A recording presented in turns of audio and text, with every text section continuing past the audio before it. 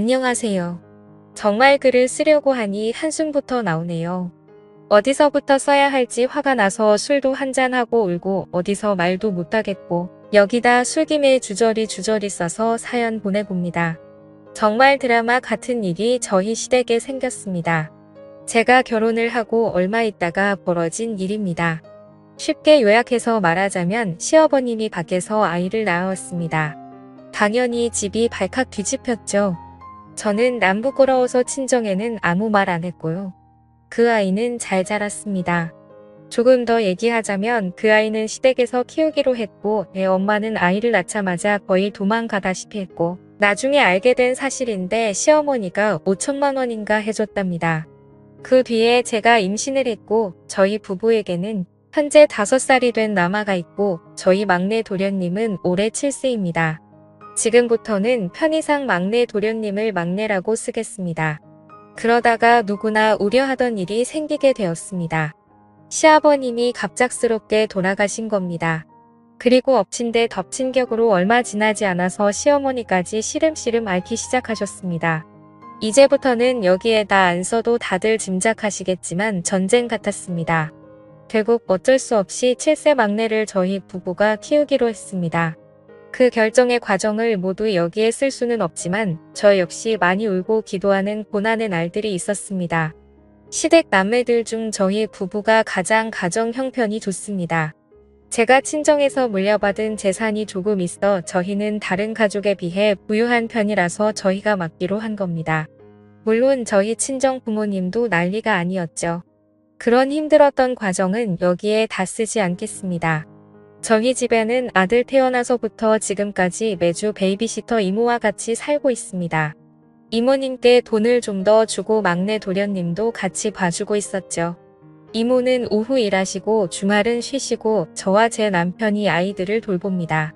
그리고 2주에 한 번 정도 주말에 친정 부모님이 저희 집에 오셔서 아들을 돌봐주시기도 하고요. 처음에는 친정 부모님도 정색을 하시더니 지금은 막내 도련님도 손주처럼 잘 대해주십니다. 사실 이 드라마 같은 일 때문에 남편과 몇 번 말다툼이 있었습니다. 제가 아이를 낳고 얼마 있다가 시어머니께 막내가 썼던 물건들을 잔뜩 얻어왔습니다. 같은 남자아이고 그래서 별 생각 없이 받아왔고 애야 워낙 빨리 자라니까 그냥 막내 것 말고도 다른 친구들 것도 좀 얻어왔습니다. 그랬더니 세상에 남편이 시어머니께 얻어온 막내 옷이니 뭐니 당장 내다 버리라고 소리를 지르고 버럭대서 한 번 크게 다뤘네요. 그리고 작년 하반기부터 막내 도련님과 저희 가족이 같이 살게 되었습니다. 막내가 예절도 바르고 의젓합니다. 그 어린 게 저에게도 꼬박꼬박 형수님 형수님하고 제 남편에게는 큰형님 큰형님 그러면서 존대도 쓰고 제 아들도 마치 형처럼 살갑게 챙기기도 합니다. 큰 말썽 없이 잘 지내고 있습니다. 물론 아직 아기니까 가끔은 저한테 혼나기도 하고 뭐 평범한 어린아이입니다. 중간중간에 자꾸 눈치 보는 게 있어 사실 보고 있으면 마음이 짠하기도 하고 뭐 저는 그렇습니다. 작년에는 막내 유치원 문제로 한 번 저희 부부가 엄청 크게 다뤘습니다. 그때 당시에 막내 영어 유치원을 보내려고 했습니다. 저는 이왕 이렇게 된 게 잘 키우고 싶은 마음이었죠. 그랬더니 남편이 아직 우리 애도 영어 유치원을 못 보내는데 저 아이를 왜 영어 유치원을 보내냐고 너무 성질을 내더라고요. 그래서 제가 아직 우리 애는 어리니까 영어 유치원 안 보내는 거고 우리 애도 7살 되면 영어 유치원 보낼 거라고 그러면서 크게 또 다투었네요. 결국엔 지금은 영어 유치원 잘 다니고 있습니다. 이모가 그러는데 평소에는 막내가 제 아들을 그 어린 게 조카라고 엄청 챙긴다고 하더라고요. 사실 제 아들도 막내를 좋아합니다. 아직 천지분간 못하는 제 아들은 막내에게 삼촌이라고 했다가 형아라고 했다가 뭐 그러면서 엄청 졸졸 쫓아다닙니다. 문제는 제 남편입니다. 평소에도 사실 둘을 차별하는 게 느껴집니다. 물론 제가 그러지 말라고 남편한테 주의를 주긴 합니다. 그러다가 오늘 또 크게 싸웠네요. 오늘 남편이 무슨 모임을 갔는데 얼큰하게 취해서 집에 들어왔습니다. 아들이 먼저 쪼르륵 나와서 아빠 그러면서 안기더라고요. 저도 나왔고요. 그런데 조금 늦게 막내가 나왔는데 남편이 막내한테 짜증을 내면서 너는 뭐 하는데 형이 왔는데도 늦게 나오냐고 그러더군요. 그러면서 그럴 거면 너네 집 가라고 그러는 겁니다. 내가 너무 당황해서 애한테 왜 그러냐고 그러고 남편은 또 화내면서 너는 왜 쟤만 감싸고 도냐고 그러면서 결국 큰소리 내면서 싸우고 막내는 죄송하다고 울고 아들은 형 우니까 따라 울고 뭐 난리였습니다. 남편이 성질내면서 나갔는데 아까 시어머니께서 전화가 왔습니다. 집에서 나가서는 시어머니 병원으로 가서 자는가 보더라고요. 사실 오늘이 남편의 첫 사적 외박이네요. 저도 흥분한 애들 겨우 달래고 서재에서 그냥 조용히 술 한잔하고 있는데 눈물이 왈칵 나더군요.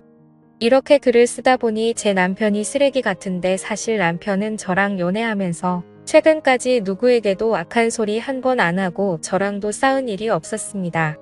참 순하고 인성 올바른 사람입니다. 시아버님도 바람둥이 할아버지는 아니었고 명망 있으시고 참 좋은 분이었습니다.